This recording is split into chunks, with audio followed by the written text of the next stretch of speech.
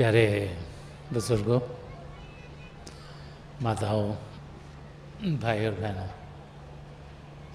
सन्मत का रास्ता प्रेम का रास्ता। अगर जिंदगी में प्रेम का अनुभव नहीं किया तो जिंदगी बेकार है।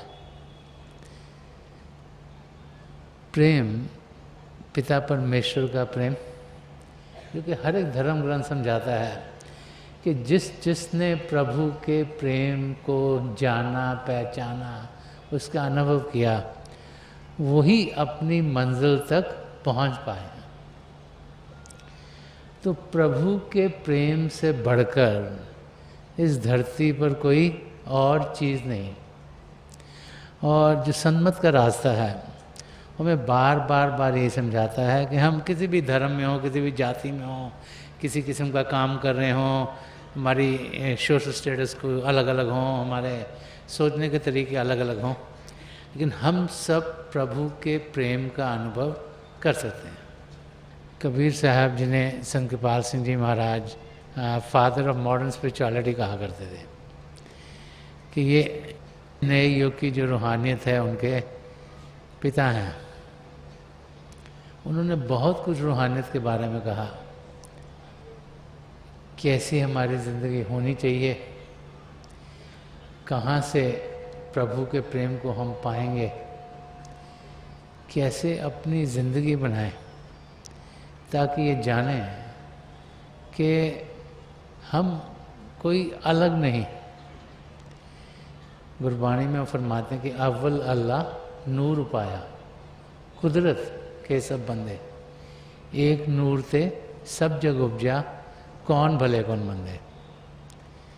कि सबसे पहले पिता परमेश्वर थे, उन्हें वाहेगुरु कहें, अल्लाह कहें, यहोवा कहें, परमेश्वर कहें, ईश्वर कहें, किसी भी नाम से पुकारें। उनसे नूर उत्पन्न हुआ, उनसे शब्द उत्पन्न हुआ, उनसे ज्योति और श्रुति उत्पन्न हुई, उनसे क्रिएटिव पावर जिसे कहते हैं वो उत्पन्न हुई, light and sound of God उत्पन्न हुई, जिसके जरिए सारी सृष्टि रची। अब प्रभु हैं जिन्होंने सृष्टि रची, और जैसे जैसे खंडमंडल बने, सचखंड, पार ब्रह्म, ब्रह्मांड, अंडरपिंड, तो इनको बसने के लिए प्रभु ने अपने अंशों को अपने आप से अलग किया। आत्मा परमात्मा का अंश, आत्माओं को भेजा इन मंडलों को बसाने के लिए। अब ये आत्माओं अलग अलग रूप में, अलग अलग रंगों में हैं, लेकिन हम क्योंकि सिर्फ बाहरी रूप को ही देखते हैं, तो हम अपने आप को सबसे अलग समझते हैं। तो कबीर सब समझा रहे हैं कि प्रभु ने सृष्टि रची, उनके नूर से सब कुछ उपजा है, सब कुछ उनके रूप से बना है, और उनके जरिए हम सब यहाँ पर हैं। तो कहते हैं हम में से कौन कहने वाला है ये ऊंचा है, ये नीचा है, ये अच्छा है या बुरा है। सब प्रभु से आए हैं, हम सब एक ही हैं। और यही नारा संत कृपाल सिंह जी महाराज लगाते थे, एक बनो नेक बनो।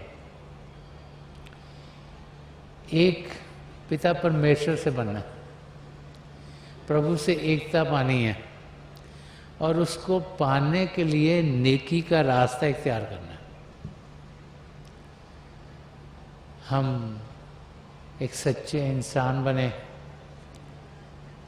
हम अहिंसा का रास्ता अपनाएं, हम नम्रता से जिएं, हम प्रेम से जिएं, हमारी ज़िंदगी करुणा से भरपूर हो, कंपैशनेट हो, हम किसी के मददगार हों, हम एक पवित्र ज़िंदगी जिएं। ये सद्गुण जब हमारे अंदर आते हैं तो फिर हमारी तैयारी होती है, फाउंडेशन बनती है, ताकि हम पिता परमेश्वर की जानकारी पा सकें। प्रभु तो टोटली प्योर हैं, सच्चाई के भंडार हैं, अहिंसा के भंडार हैं, पवित्र हैं, प्रेम से भरपूर हैं। हम जब तक उस अवस्था को पाएंगे नहीं, उनमें मिल नहीं सकते। अगली ये सब गुण हमारे अंदर हैं, लेकिन मन माया के पर्दे हम सब के ऊपर इतने ज़्यादा हैं कि वो जो खूबसूरती और अच्छाई हमारे भीतर है वो बाहर नहीं आती, वो अंदर के अंदर दबी रहती है। तो जो संत मत का रास्ता है वो हमें समझाता है कि ये जो लेयर्स हैं मन माया की, ये जो मन माया के पर्दे हैं, ये उतर सकते हैं।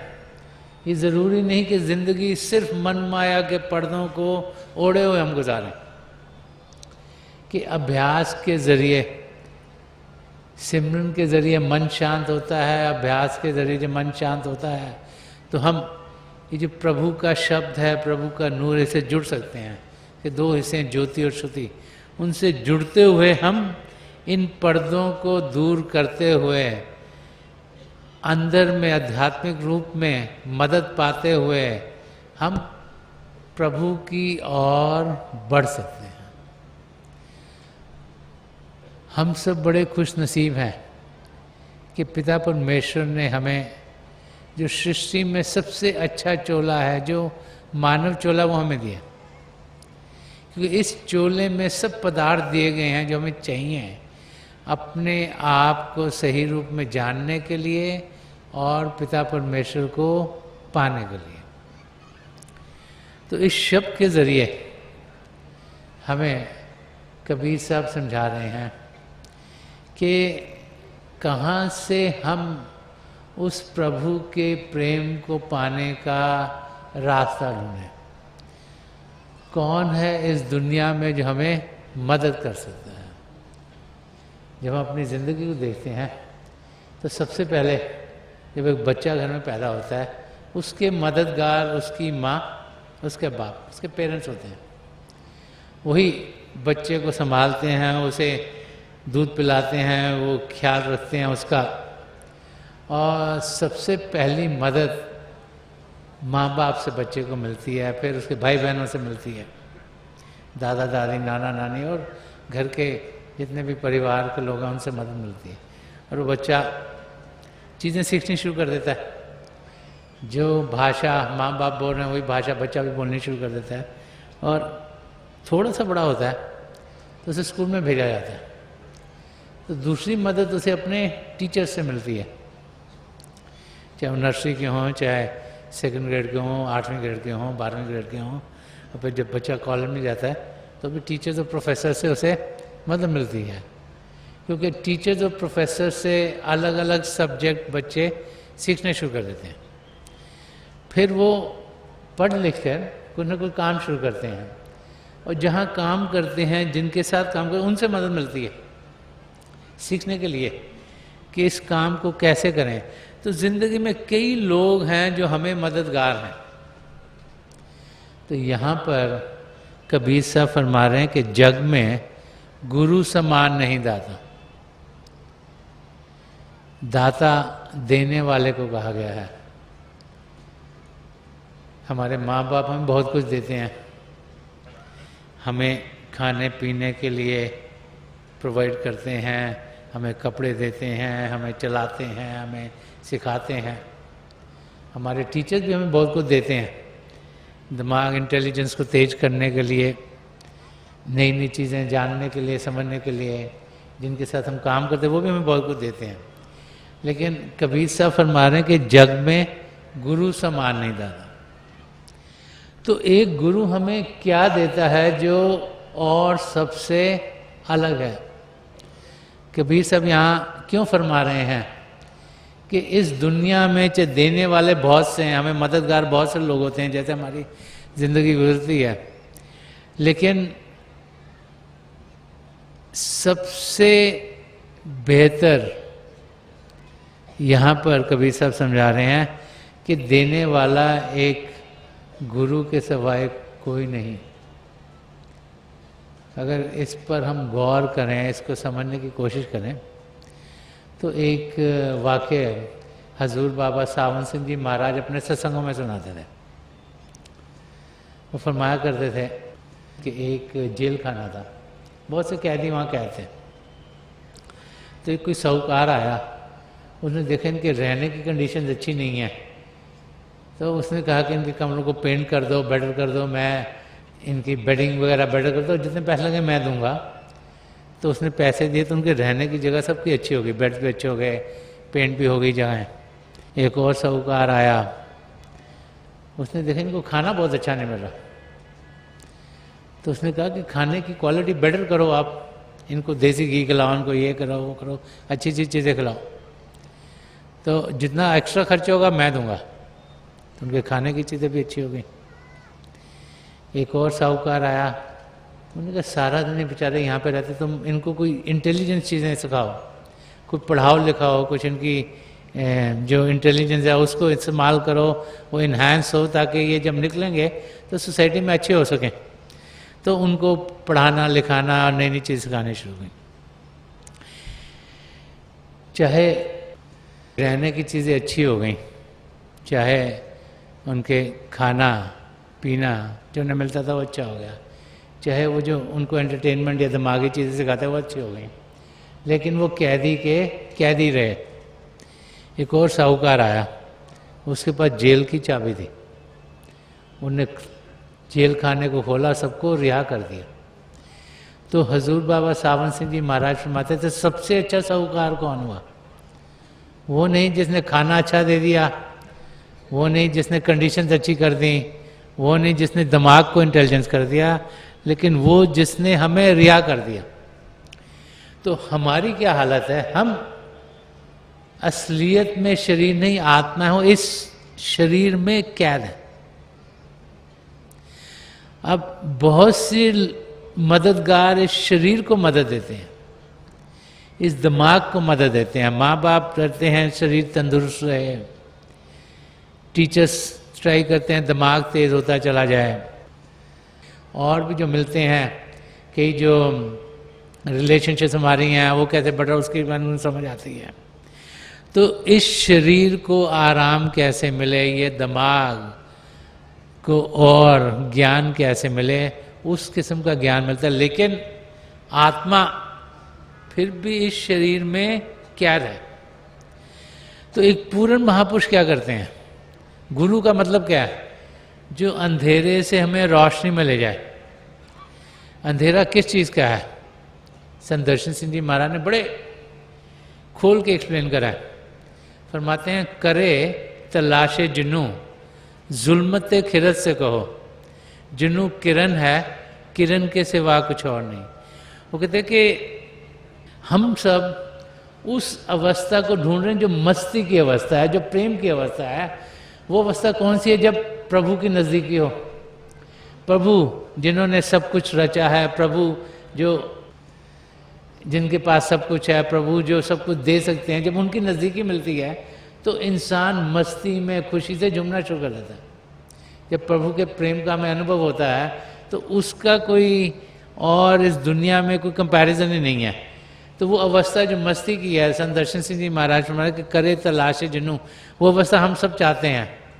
जुल्मते खिरत से कहो कि खिरत इंटेलिजेंस हमारी,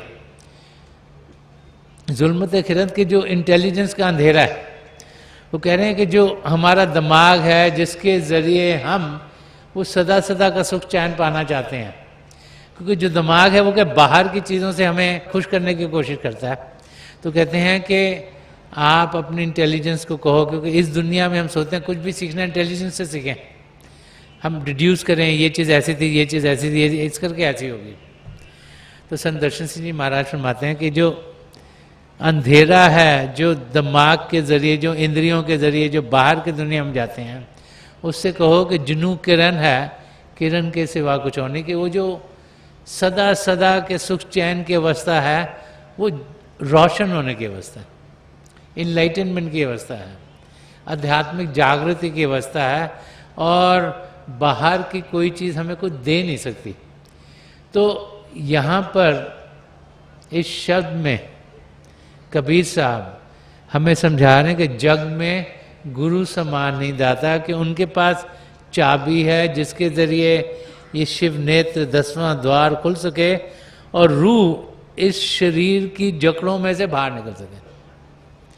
इस समय हमारी रूह शरीर में फैली हुई है, यहाँ पे टच करो, यहाँ भी फीलिंग आती है, यहाँ भी फीलिंग आती है। नाक से हम सूंघते हैं, ज़बान से चखते हैं, कानों से सुनते हैं, आंखों से देखते हैं। ये 5 इंद्रियों के घाट पे हम जी रहे हैं। इससे हो क्या रहा है? दुनिया के साथ हम इंटरैक्ट कर रहे हैं। आंखों से जो कुछ दिखता है उस लिहाज से हम रिएक्ट करते हैं, कानों से जो सुनता है उस लिहाज से हम रिएक्ट करते हैं, या हमें अच्छा लगा या बुरा लगा। देखने में जो चीज़ अच्छी लगती है उस और आदमी खिंचा चला जाता है, जो तो उतनी अच्छी ना लगे उससे इंसान दूर जाता है। अगर कोई आप कार में जा रहे हो, सामने कार है, टक्कर लगेगा लगे तो आप अपने आप रास्ते में चढ़ने की कोशिश करोगे।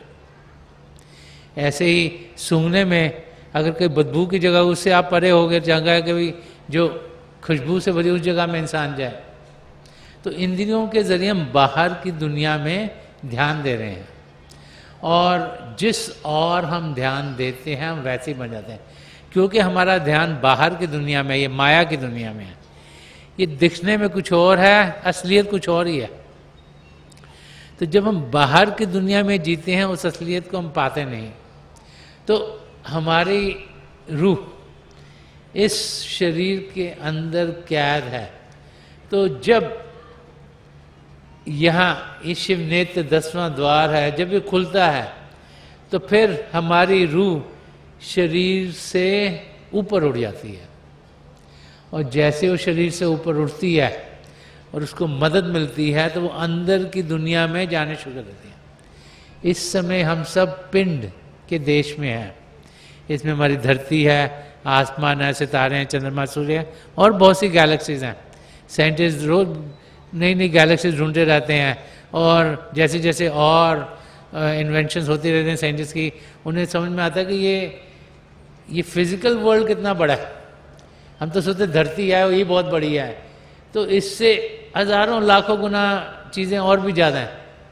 तो महापुरुष समझाते हैं कि अगर हम ये बाहर की दुनिया में ही फंसे रहे, कोशिश करते रहे कि इस चीज़ की भी जानकारी हो जाए, उसकी भी जानकारी हो जाए, ये भी पता लग जाए, वो पता लग जाए, तो होगा क्या? इंसान को प्रभु ने तो उम्र लिमिटेड दी है ना, सांसें तो गिन के मिली हैं। हो सकता है 50 साल जिए, हो सकता 60 साल, हो सकता 100 साल जिए, हो सकता 120, 30, 40 साल भी जिए। जैसे साइंस तरक्की कर रही है, लाइफ स्पैन थोड़ा सा बढ़ रहा है, लेकिन कोई ऐसा जीव नहीं, ना आया ना आएगा, जो सदा सदा के लिए जिए इस शरीर में। तो हमारा इस शरीर में रहना सीमित है, लिमिटेड है।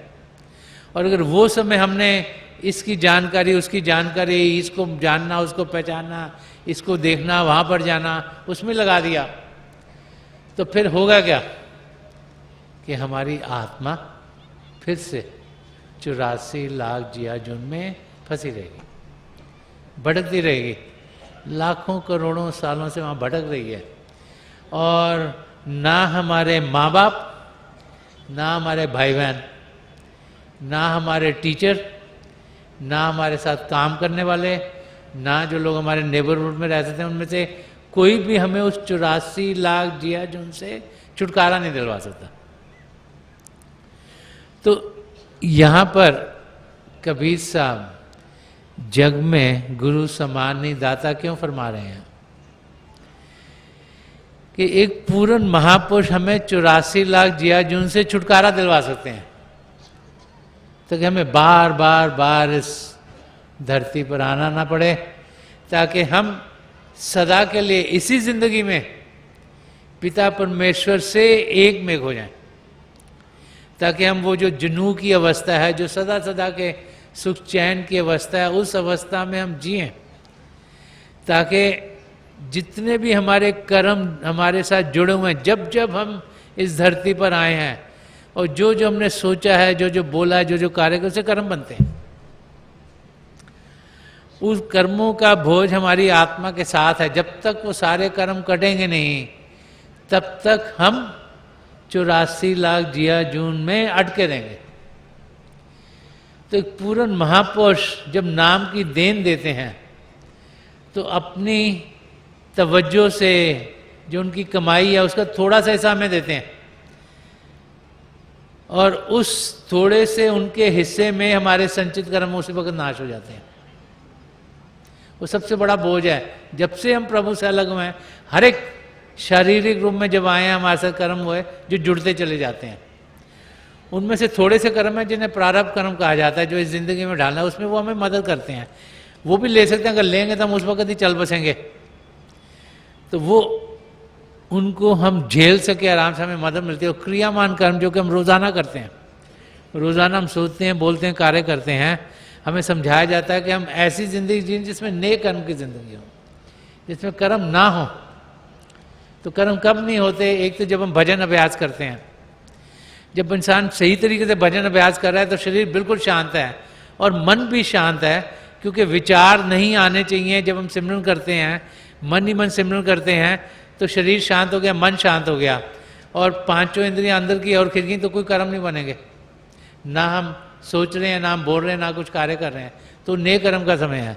जब हम सत्संगों में जाते हैं, जब हमारा पूरा ध्यान अपने सदगुरु में होता है, तो उस वक्त ना हम कुछ और सोच रहे होते हैं, ना कुछ बोल रहे होते हैं, ना कुछ कार्य कर रहे हैं, वो भी नेक कर्म का समय है। और महापुरुष समझाते हैं कि जब हम सेवा करते हैं निष्काम भाव से, जिसमें कुछ हमारे अंदर ये भाव ना उठे कि मैं ये किसी को मदद कर रहा हूँ, मेरी भी मदद करे। निष्काम सेवा वो होती है जो आदमी दिल से करता है, किसी को मदद करने के लिए करता है। ये नहीं सोचता कि मैं ये काम कर रहा हूँ तो मेरे लिए कोई और मदद मेरे को करे। जब हम निष्काम सेवा करते हैं और जब प्रभु को याद करते हैं उसके साथ साथ, तो वो समय भी महापुरुषों ने कहा है कि वो भी समय ऐसा है जिसमें कर्म नहीं बनते, नेक कर्म का समय है। तो हमें समझाया जाता है कि ज़्यादा से ज़्यादा समय हम उन कार्यों में दें, ताकि जब हम जिंदगी के आखिर तक पहुंचेंगे। संचित कर्म तो नामदान के दिन ही हट गए, प्रारब्ध कर्म रोज के रोज निकल रहे हैं, क्रियाओं का हम बना रहे, तो हम जब हमारा समय आएगा इस शरीर को सदा सदा के लिए छोड़ने का, तो सारे कर्म हमारे खत्म हो गए और हम फिर 84 लाख जियाजुन से छुटकारा पाते हैं। हमारे सदगुरु हमारे रूह को लेने आते हैं, हमारी आत्मा को लेने आते हैं। कोई यमराज है, उसके दूत नहीं आते, और वो हमें यमराज के चुंगल से बचाकर पिता परमेश्वर के पास पहुंचाकर उनमें हमें लीन करवा देते हैं। इसीलिए यहाँ फरमाया गया कि जग में गुरु समान नहीं दादा, कि ये एक पूर्ण महापुरुष ही कर सकता है, उसके सिवाय और कोई नहीं कर सकता, क्योंकि हर एक के अपने अपने बंधन हैं। और चाहे देने वाले बहुत हैं दुनिया में, हम बहुतों से पाते भी बहुत कुछ हैं, लेकिन जो मदद हमें किसी पूर्ण महापुरुष से मिल सकती है, जो आध्यात्मिक मदद है, वो कहीं और से हमें मिल नहीं सकती। यही यहाँ पर हमें कबीर साहब समझा रहे हैं। और आगे फरमा रहे हैं कि वो देते क्या है, कि वस्तु अगोचर दई सदगुरु ने भली भलाई बांटा। कि एक पूर्ण महापुरुष हमें वो देखते जो इन आंखों से नहीं दिखता। हम तो सोचते हैं ना जो हमने आंखों से देखा वही सच है, लेकिन जब एक सदगुरु हमें नाम की देन देते तो क्या दिखता है? तो हमें दिखता है उनकी से रोशनी कर रही है, किसी के पास जा रही है, कुछ हमें दिखता है उन्होंने कुछ फिजिकली करा मान लिए नहीं, तो क्या देते हैं हमें? हमारी रूह को खुराक, हमारी रूह को प्रभु से लगन, हमारी रूह के अंदर प्रभु के प्रेम को जागृत करते हैं। हमारी रूह जो कि प्रभु के प्रेम से भरपूर है, जो चेतन है, उसको वो उस अवस्था में लेके जाते हैं, ताकि हमारी रूह जो अपने आप को भूल चुकी है वो अपने आप को सही रूप में जाने। तो इसीलिए यहाँ फरमाया गया कि वस्तु अगोचर दी सदगुरु ने, वो उन्होंने दिया जो कि इन आंखों से नहीं दिखता। अगर आप नामदान के समय बैठे हुए हैं तो और जो भाई बहन बैठे हुए हैं, क्या आपने पहले नाम, आपको कुछ दिख नहीं रहा कि क्या किसी को मिल रहा है, लेकिन जिसको मिल रहा है उसको पता है। हर एक का अनुभव पिता परमेश्वर का अपना अपना है, और जब हमारे सदगुरु हमारे जोड़ पिता परमेश्वर से कर देते हैं तो हमें अनुभव होता है, लेकिन और किसी को मालूम नहीं कि क्या हो रहा है। तो ये समझा रहे हैं कि वो चीज़ देते हैं जो बाहर की नज़रों से दूर है, कि वस्तु अगोचर दी सदगुरु ने भली बताई बाधा। कि उनके सत्संगों में क्या हमें सुनने को मिलता है? अच्छी बातें। अच्छी बातें किसकी? बाहर की दुनिया की नहीं। बाहर की दुनिया की बातें तो हर एक इंसान कर सकता है कि हम अच्छे बने, हम अच्छी चीज़ें करें, अच्छे बोलचाल करें। जो असली बात है, जो शब्द के साथ जुड़ना है, जो अभ्यास करना है, जो अपने अंदर प्रभु के ज्योति के दर्शन करने, अपने अंदर प्रभु की ध्वनि को सुनना है, जो मेडिटेट करना है, जो भजन सिमरन करना है, वो हमें समझाया जाता है। और समझाया नहीं जाता, उसका अनुभव कराया जाता है, ताकि हम बैठें, हम अभ्यास करें, हम इस शरीर को एक लैबोरेटरी की तरह इसका इस्तेमाल करें और जो हमारी रूह है उसके साथ एक्सपेरिमेंट करें। अभ्यास करना क्या है? रूह के साथ एक्सपेरिमेंट करना है कि रूह सिमटती है कि नहीं सिमटती, क्या शरीर से ऊपर हम उठ सकते हैं कि नहीं उठ सकते। तो अभ्यास करेंगे तभी पता लगेगा। अगर आप फिजिक्स या केमिस्ट्री पढ़ रहे हैं तो अगर टीचर ने आपको कहा कि ये करो ये करो ये होगा, तो जब तक आप करोगे नहीं आपको समझ में नहीं आएगी। तो भजन अभ्यास करना, एक्सपीरियंस करना है। तो ये जो सन्मत का रास्ता है, ये अनुभव का रास्ता, कि हम अनुभव करें अपने आप को आत्मिक अवस्था में। शारीरिक अवस्था में तो हम हर वक्त अनुभव कर रहे हैं, लेकिन अपने आप को हम आत्मिक अवस्था में अनुभव कर सकते हैं। ये बार बार महाप्रभु समझाते हैं, और वही सच्ची बात वो सत्संगों में हमें समझाते हैं। तो यहाँ फरमा रहे हैं कि भली बताई बात। देखो, दो किस्म का ज्ञान होता है। एक को कहा गया है पराविद्या, एक को कहा गया अपरा विद्या, एक को कहा एजोटेरिक नॉलेज, एक को एक्सोटेरिक नॉलेज। जो अपरा विद्या है वो बाहर की दुनिया का ज्ञान है, जो एक्सोटेरिक नॉलेज है वो बाहर की दुनिया का ज्ञान है। हिस्ट्री, ज्योग्राफी, साइंस, अलग अलग जियोलॉजी, ये सब बाहर की दुनिया में क्या है क्या नहीं है, क्या हो रहा है, कौन सी जगह कहाँ है, हिस्ट्री यहाँ की क्या थी, यहाँ पे मेटल कौन से आए हैं, तरह तरह की चीज़ें, वो उसको अपरा विद्या कहा जाता है, या एक्सोटेरिक नॉलेज, बाहर का ज्ञान। एक एजोटेरिक नॉलेज या परा विद्या है, अंदर की दुनिया का ज्ञान। तो एक पूरन महापुरुष क्या देते हैं हमें? अंदर की दुनिया का ज्ञान देते हैं। वो ज्ञान जो किताबों में पाया नहीं जा सकता, वो ज्ञान जो अनुभव से मिलता है, वो ज्ञान जो ध्यान टिकाने से मिलता है। तो वही यहाँ समझा रहे हैं कि भली बताई बात, कि वो ज्ञान जो हमारे भीतर है उसका हम अनुभव कैसे करें। गुरु अर्जन देव जी महाराज ने भी फरमाया है कि सब कुछ घर में बाहर ना ही, बाहर टोले सो भरम बुलाई। वो कहते हैं कि सब कुछ हमारे अंदर है, इस शरीर में। ये शरीर हमारी आत्मा का घर है, कि सब कुछ घर में, इस शरीर के अंदर सब कुछ है। जितने भी खजाने हैं, रूहानी खजाने, सब है हमारे भीतर हैं, बाहर नहीं, बाहर कुछ भी नहीं है। वो कह रहे हैं जो बाहर ढूंढेगा, हम ढूंढते हैं, हम तो सुख चैन ही ढूंढते हैं, हम जिंदगी के मकसद को पूरा करना चाहते हैं, सुख चैन ढूंढते हैं। वो कह रहे हैं जो बाहर की दुनिया में सुख चैन रहे वो भर में पड़ जाएगा, वो माया के जाल में फंस जाएगा, वो दलदल में चला जाएगा। दलदल में जितना हाथ पैर मारोगे उतना आदमी पता चल जाता है, वो निकल नहीं सकता। तो निकलेगा दलदल से कैसे? जब कोई स्टेबल ग्राउंड में है, हमें सहारा देकर निकालेगा। अगर कोई और भी दलदल में है, वो भी हाथ मार पड़े, वो भी जाएगा, हमारे सामने भी जाएंगे, वो भी जाएगा। लेकिन जो स्टेबल ग्राउंड पर है वही सहारा देगा, तभी हम निकल सकते हैं। तो यहाँ पर हमें कबीर साहब यही समझा रहे हैं कि वस्तु अगोचर दे सतगुरु ने भली बताई बाता। और आगे फरमा रहे कि काम क्रोध कैद कर राखे, लोभ को लेना ना था। कह रहे हैं एक पूर्ण महापुरुष जो ये जिन्हें 5 चोर कहा गया, काम क्रोध लोभ मोह अहंकार, इनको काबू में रखते हैं, क्योंकि इनके जरिए ही हमारा मन हमें बाहर की दुनिया में लगाता है। जो हमारे मुताबिक नहीं हो रहा, हमें अच्छा नहीं लगता, हमें क्रोध आ जाता है।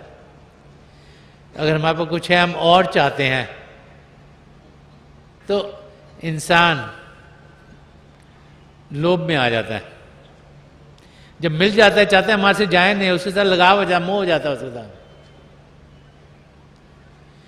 ऐसी चीजें करना शुरू कर देते हैं जो कि हमारा ध्यान और दुनिया में लगाते हैं। और महापुरुष हम समझाते हैं कि ये सब चीज़ें हमें बाहर की दुनिया की और लेके जा रही हैं। हम अपने आप को सबसे बेहतर समझते हैं, अहंकार, ईगो हम सबके भीतर आ जाती है, क्योंकि हम अपने आप को सबसे अलग समझते हैं। हम द्वैत की जिंदगी जी रहे हैं, हम सोचते मैं हूं, कोई और है। और तो जब इंसान सोचता मैं हूं, तो मैं से तो बेहतर उसको कोई लगता नहीं ना, क्योंकि और तो और हो गए। तो संत दर्शन सिंह जी महाराज क्या बनाते हैं और वो अपनों से जो कतरा के चले हैं, एक हम है कि गैरों को भी अपना के चले हैं। एक ब्लूप्रिंट उन्होंने दिखाया कि कैसी जिंदगी होनी चाहिए। ऐसी नहीं कि हम सोचे हम सबसे अलग हैं, हम सबको अपना ही जाने। वो कब होगा?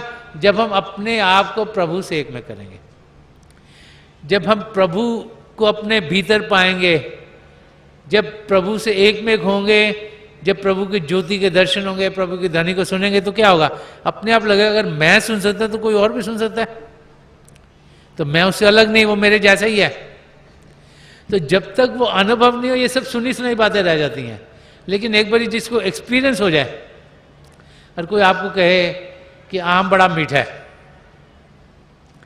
लेकिन आपने कभी आम खाया ही नहीं, अगर है आपने रसगुल्ला खाया तो आप सोचोगे शायद रसगुल्ले ज्यादा मीठा होगा। जिस दिन आम खाओगे पता लगेगा उसकी मिठास कैसी है। तो जब तक हम अपने अंदर प्रभु को पाते नहीं, उनको जानते नहीं, उनको पहचानते नहीं, उनका अनुभव नहीं करते, तब तक हम किसी और के साथ एकता का एक्सपीरियंस नहीं कर सकते। और प्रभु को पाने का रास्ता प्रेम का रास्ता है, एक होने का रास्ता है। हम ये ना समझे हम प्रभु से अलग हैं, प्रभु भी हमारे भीतर है, हम तो उनका अंश है, हम तो उनका हिस्सा है। कबीर साहब ने एक जगह और फरमाया कि जहां हरि है वहां मैं नहीं, जहां मैं हूं वहां हरि नहीं। कि जहां पे पिता परमेश्वर, वहां ईगो का कोई सवाल नहीं, मैं का सवाल नहीं, अहंकार का सवाल नहीं। और जहां अहंकार आ गया, मैं आ गया, वहां प्रभु मिल नहीं सकते। कि प्रेम गली अति सांकरी, जा में दो ना समय। कि जो प्रेम की गली है वो बड़ी भीड़ी है, उसमें दो जा ही नहीं सकते, उसमें जब एक होंगे तभी जाएंगे। तो प्रभु से एक में एक होना, बार बार बार महापुरुष समझाते हैं कि हमें उस अवस्था में पहुंचना है। लेकिन जब हमें नाम की देन मिलती है, ये शिव नेत्री 10वां द्वार खुलता है, हमारे सदगुरु के नूरी स्वरूप यहाँ आके टिकते हैं, और जैसे हम अंदर की दुनिया में बढ़ते हैं, हमें अपने साथ अंदर की दुनिया में लेके जाते हैं, और फिर वो हमें अपनी मंजिल तक पहुंचा देंगे।